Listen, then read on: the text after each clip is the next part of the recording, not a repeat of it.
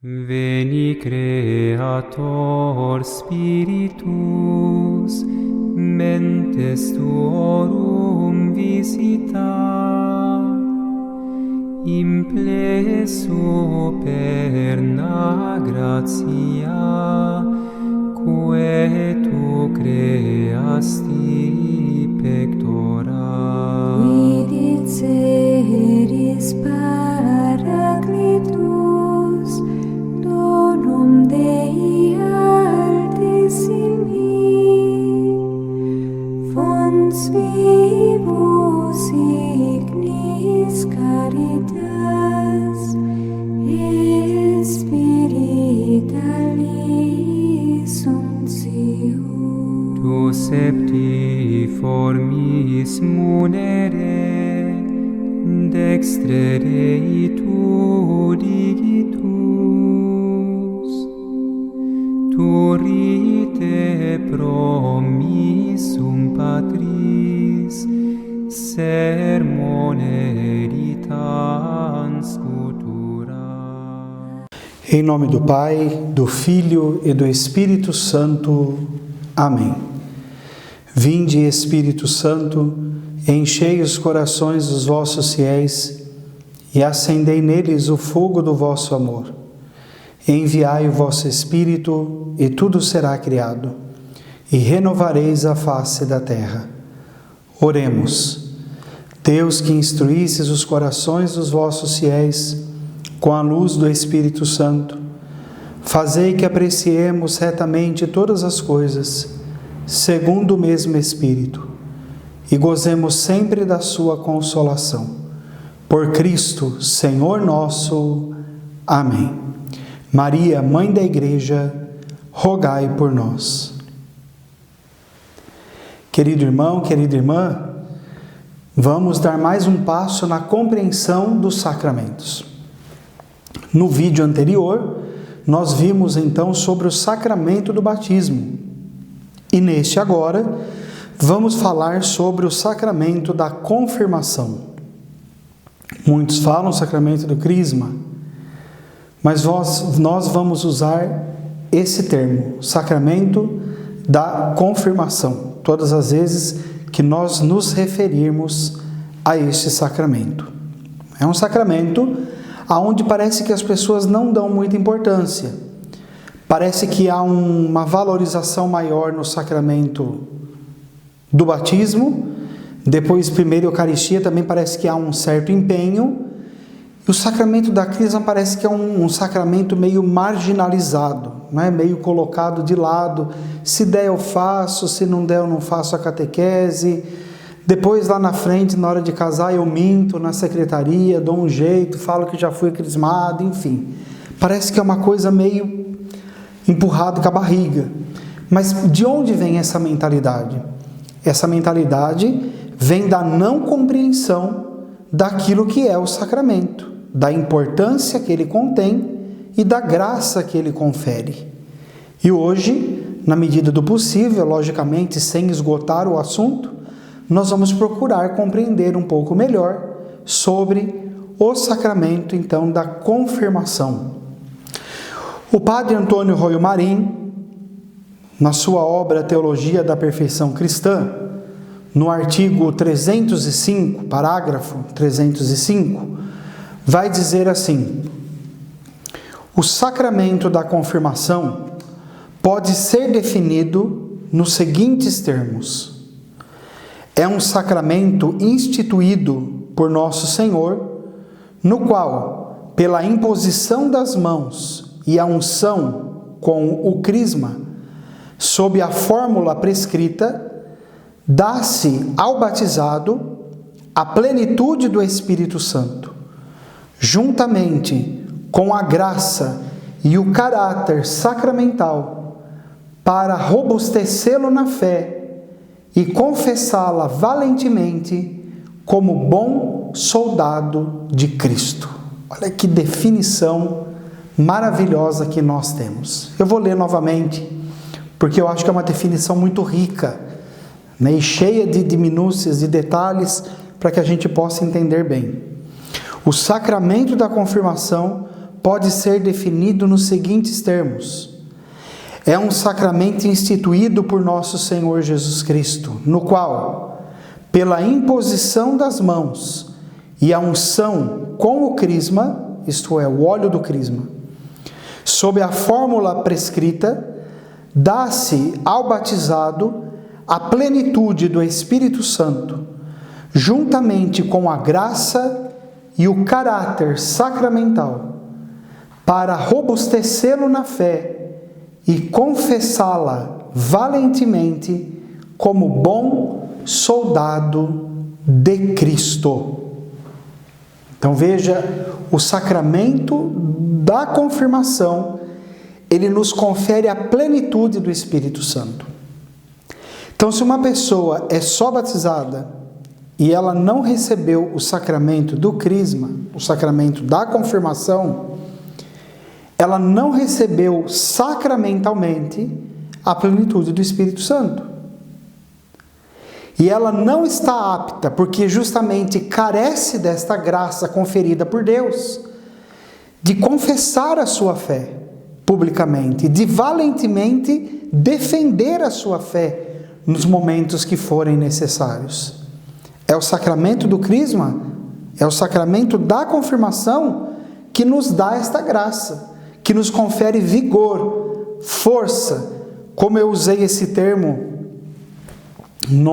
na formação passada, quando falava sobre o sacramento do batismo, é ele que nos confere a graça suficiente para que a gente possa ser verdadeiramente bons cristãos.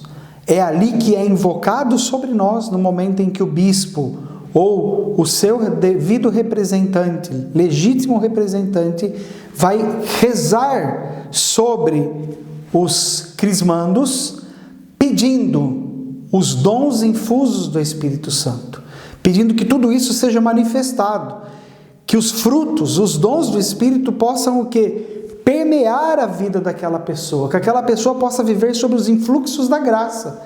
Então, se eu não tenho o sacramento, certamente eu vou ter dificuldade em ter uma vida cristã que seja fecunda, uma vida cristã que seja toda repleta dos dons que Deus gostaria de dispensar, que Ele até poderia fazer sem o sacramento, mas Ele não quis.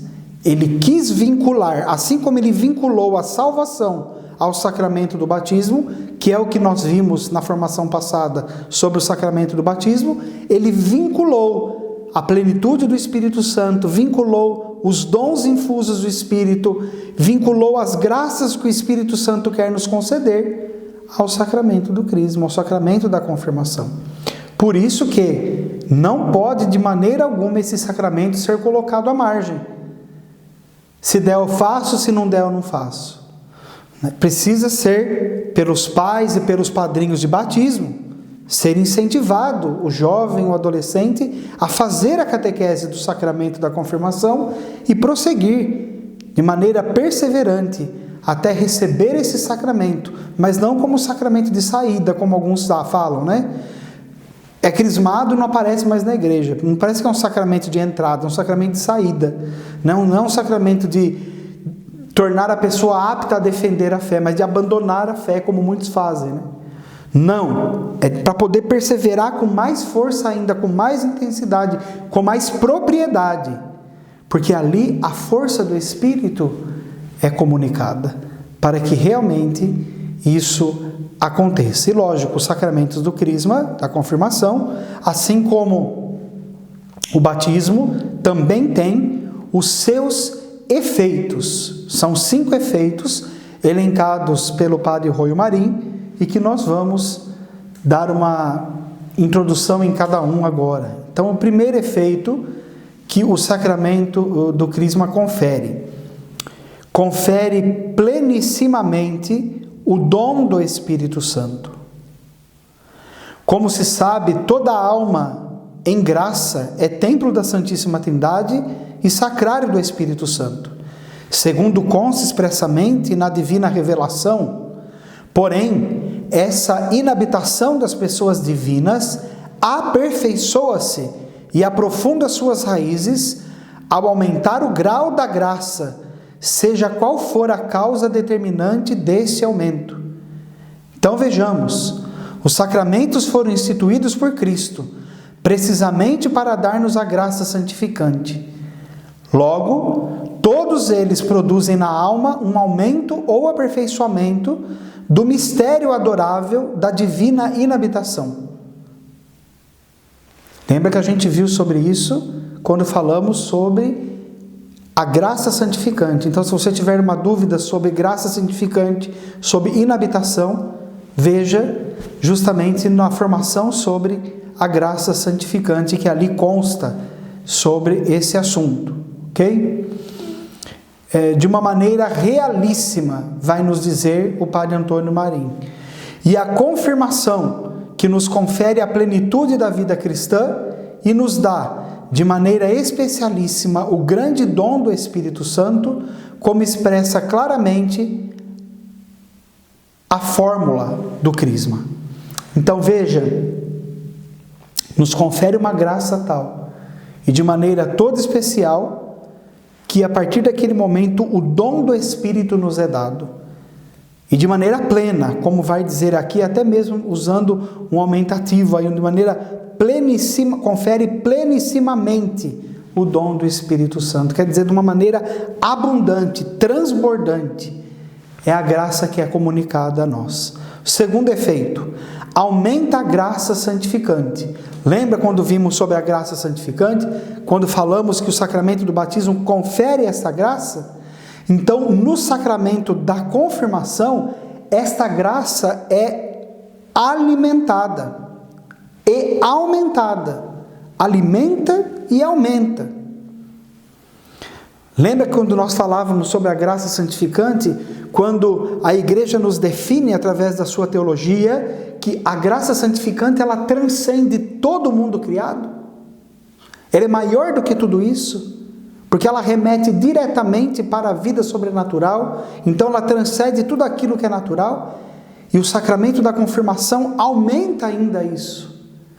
Então veja, não é pouca coisa não. Não é algo para ser deixado de lado. Se você ainda não é crismado, repense. Né? E se você é catequista, né? Passe essa realidade para o seu catequizando. Por favor, né? Não fique somente naquele conteúdo básico, às vezes de livros, né? que infelizmente são às vezes tão empobrecedor e até esvazia, né? Aquilo que é o sacramento da confirmação. Às vezes trazem tantos temas, né, que são à margem do sacramento, que a beleza do sacramento mesmo não é transmitida.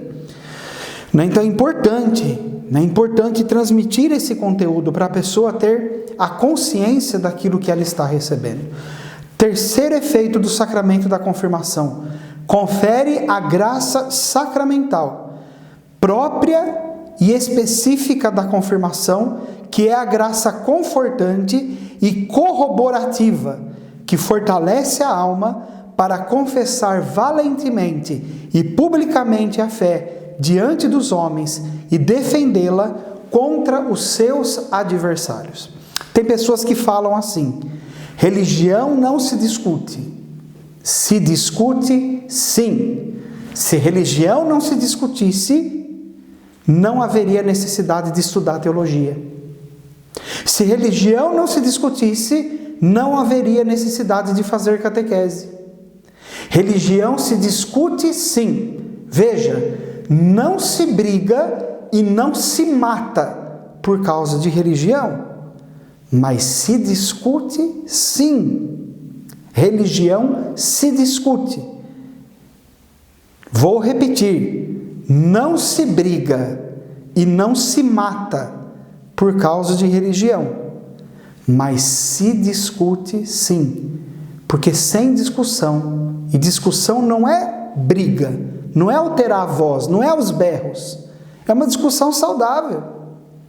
Então religião se discute, a pessoa fala aquilo que ela pensa, eu falo aquilo que eu penso, vejamos os pontos positivos e negativos que ela trouxe, os positivos e negativos que eu trouxe. Vamos ver o que a palavra de Deus fala, o que a doutrina da igreja fala, o que a sagrada tradição, o sagrado magistério fala. Isso é uma discussão sadia, saudável, para que a gente possa compreender cada vez melhor a nossa fé. A nossa fé não é irracional, fanática. A nossa fé é uma fé que tem razão, uma fé razoável, uma fé racional, não racionalista, mas racional.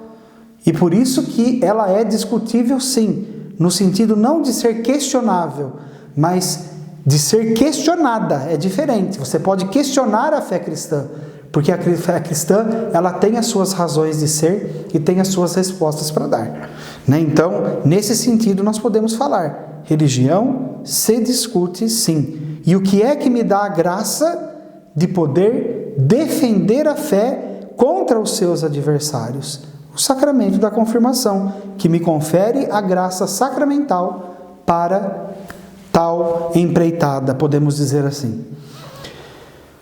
Quarto ponto, quarto efeito que o sacramento da confirmação confere: dá direito a graças atuais, que ao longo de toda a vida forem necessárias para essa confissão e defesa da fé. Então, o sacramento da confirmação, ele me torna ser direito meu, ele faz com que seja direito meu receber graças atuais. E o que seriam graças atuais? Graças que Deus queira me dar para aquele momento, para aquela hora, para aquela situação, a fim de que eu possa exercer a confissão e a defesa da fé. E o quinto efeito do sacramento da confirmação, ele imprime, assim como também o sacramento do batismo imprime, caráter indelével na alma daquele que recebe validamente o sacramento, em virtude da qual aquele que, já batizado, recebe a confirmação, faz-se soldado de Cristo e recebe o poder de confessar oficialmente a fé em Cristo e de receber as coisas sagradas de uma maneira mais perfeita. Então, de uma maneira mais perfeita, ter acesso às coisas sagradas, tirar um maior proveito espiritual dos bens sagrados que Deus quer comunicar diretamente a mim, através dos meus momentos de oração pessoal, através de momentos que eu terei de devoções, momentos de piedade, momentos de meditação, de contemplação, de lexio divina, momentos de interiorização. As graças que Deus vai me conferindo ali me torna mais apto e receber tudo isso de maneira mais perfeita. Okay? O Catecismo da Igreja Católica vai enriquecer toda esta meditação. Nós vamos pegar ali nos parágrafos 1293 e 1294, quando o Catecismo diz assim, falando sobre justamente os sinais e o rito da confirmação. No rito desse sacramento, convém considerar o sinal da unção e aquilo que a unção designa e imprime, o selo espiritual. A unção, no simbolismo bíblico e antigo, é rica de significados. O óleo é sinal da abundância e de alegria. Ele purifica e torna ágil. É sinal de cura, pois ameniza as contusões e as feridas e faz irradiar beleza, saúde e força. Todos esses significados da unção com óleo voltam a encontrar-se na vida sacramental. A unção, antes do batismo, com o óleo dos catecúmenos, significa purificação e fortalecimento. A unção dos enfermos exprime a cura e o reconforto. A unção com o santo crisma, depois do batismo, na confirmação e na ordenação, é o sinal de uma consagração. Pela confirmação, os cristãos, isto é, os que são ungidos, participam mais intensamente da missão de Jesus e da plenitude do Espírito Santo, de que Jesus é cumulado, a fim de que toda a vida deles exale o bom odor de Cristo. Então veja, O sacramento do crisma, né, os sinais, o rito, vem nos esclarecer aquilo que o sacramento comunica a nós. Nos fortalece, nos torna mais ágeis, cura as nossas feridas, né, nos torna prontos, podemos dizer assim, para viver aí sim a partir de uma idade já com uma maior consciência, porque geralmente a maioria das pessoas quando são batizadas são crianças, a criança não tem a consciência, por isso o papel fundamental dos pais e padrinhos, que também já vimos na formação anterior, mas aqui já recebendo o sacramento da confirmação, com uma idade mais da razão, consegue-se então viver com maior propriedade, já de livre e espontânea vontade, o mistério da fé. Ir crescendo e progredindo na graça e no conhecimento do Senhor. Muito bem, quem pode receber o sacramento do crisma? Quem pode receber esse sacramento? Ora, pode receber esse sacramento todo batizado que ainda não foi crismado, atingindo a idade da razão. Agora vamos entender melhor isso, para que não haja uma briga de direitos agora aí uma disputa, né?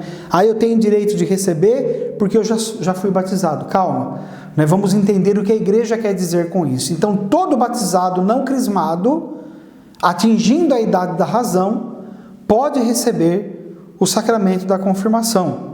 Agora, essa questão da idade da razão é que nós precisamos entender um pouco melhor. Tá? Por quê? Porque não existe uma norma geral, né? Cada diocese elabora, dentro do seu território, algumas normativas, e dentre elas, a idade na qual a pessoa está apta para iniciar a catequese, para receber o sacramento da confirmação. Porém, essa idade ela é bem maleável e ao mesmo tempo questionável. Questionável em que sentido? Vamos entender primeiro aquilo que o Código de Direito Canônico diz. Tá? Então, o Código de Direito Canônico, no cânon 891, ele vai dizer o seguinte: o sacramento da confirmação seja conferido aos fiéis mais ou menos na idade da discrição, a não ser que a conferência dos bispos tenha determinado outra idade, ou haja perigo de morte, ou, a juízo do ministro, uma causa grave aconselhe outra coisa. E aqui tem uma nota de rodapé, que diz assim: idade da discrição significa 7 anos completos. Então veja, tecnicamente falando, com 7 anos completos, o Código de Direito Canônico já autoriza a criança a receber o sacramento da confirmação. No documento pastoral da confirmação, a CNBB, ou seja, a Conferência Nacional dos Bispos do Brasil, não chegou a fixar uma idade para todo o país. Igualmente, na legislação complementar, não há uma norma rígida, mas apenas algumas diretrizes bastante flexíveis que permitem a adaptação à realidade das diversas dioceses. Então veja, o Código de Direito Canônico determina uma idade mínima, uma idade limite, que seria a partir dos 7 anos. Agora, as conferências episcopais, elas têm uma certa liberdade em flexibilizar, né, e colocar uma norma aonde ela vai achar na sua diocese, aliás, né, eu disse que a CNBB, né, ela pode flexibilizar, mas o seu bispo, a sua diocese, ela pode determinar, de acordo ali com o bispo ordinário local, junto com o conselho dos padres, enfim, os que são responsáveis por essa área também da catequese, dos sacramentos, é que vão, em comunhão, chegar a um consenso, onde o Código de Direito dá essa margem para que isso seja feito. Tá bem? Na Diocese de Jundiaí é uma norma. Porém, você que está assistindo, que é de outra diocese, você vai pesquisar a norma da sua diocese. Okay? Porque hoje essa idade da razão, tem sido cada vez mais crítico você discernir. Por quê?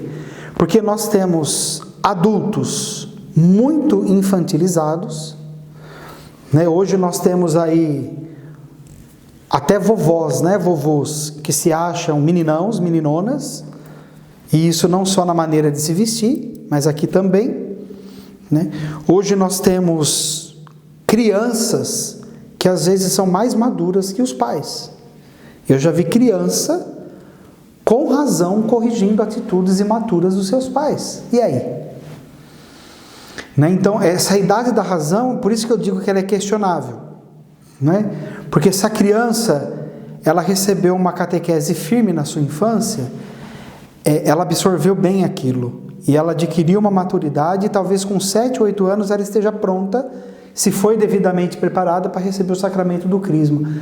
Mas existem adolescentes, 13, 14, 15, 16 anos, às vezes até mais, 17, 18, 20, que não têm maturidade nenhuma para receber o sacramento. É triste. Né? Você até vê hoje a psicologia querendo aumentar a faixa da adolescência, né? Querendo expandir cada vez mais. Não, a adolescência vai até 20 e poucos anos, é um absurdo. Né? Isso é decorrente de quê? Já seria outro assunto, né? Fugiríamos aqui do que estamos tratando em questão. Mas é a pessoa que não amadurece. E se a pessoa não amadurece, não é porque ela tem 14 anos que ela está pronta para iniciar a catequese. Então veja o desafio que um catequista tem nas mãos.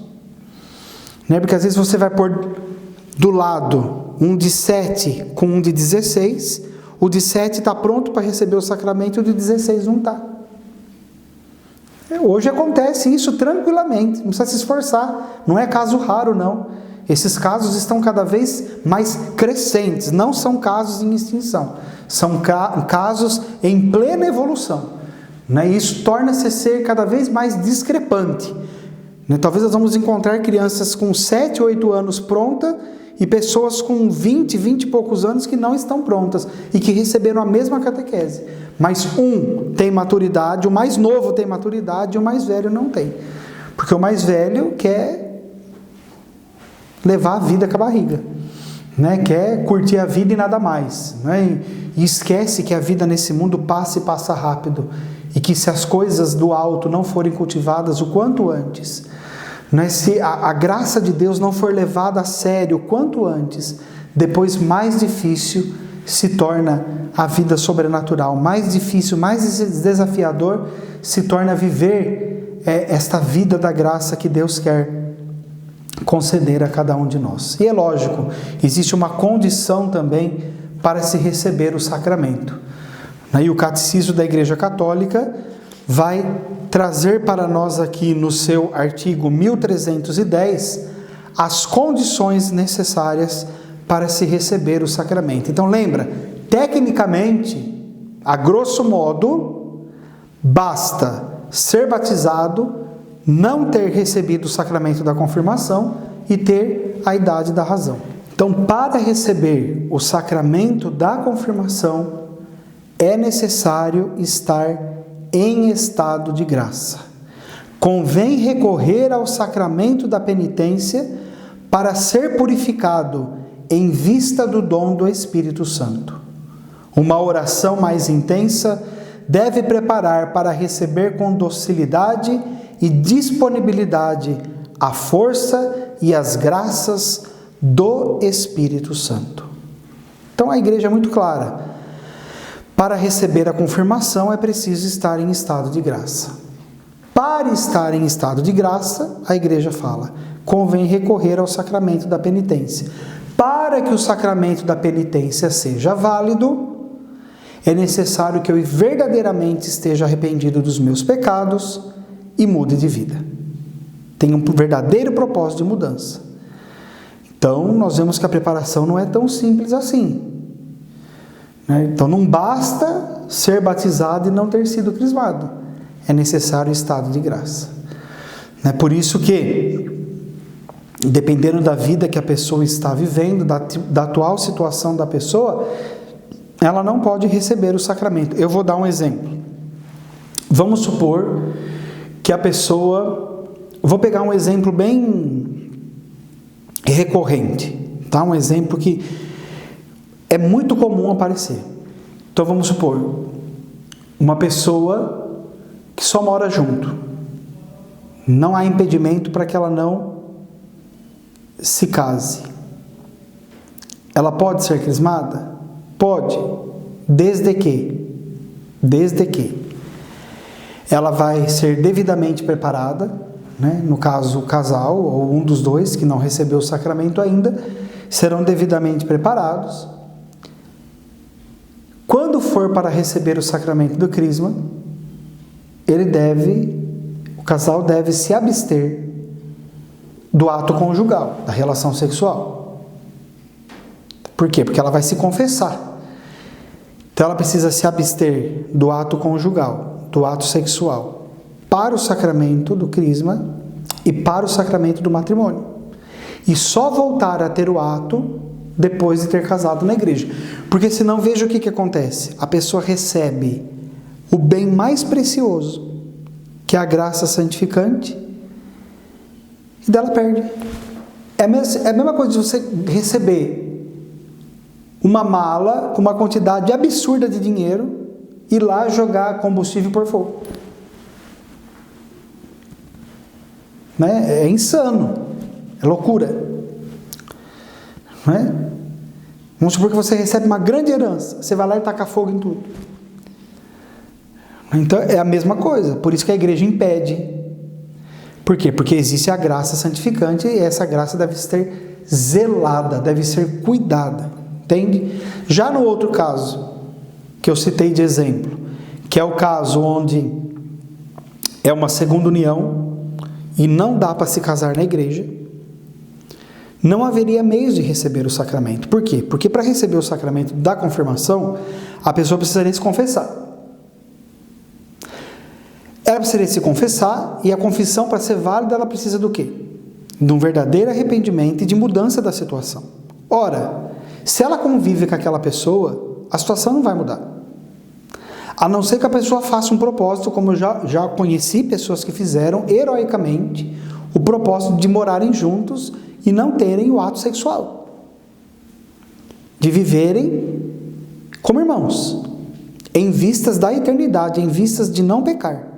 É um ato heróico, é um ato belíssimo, belíssimo. Não é?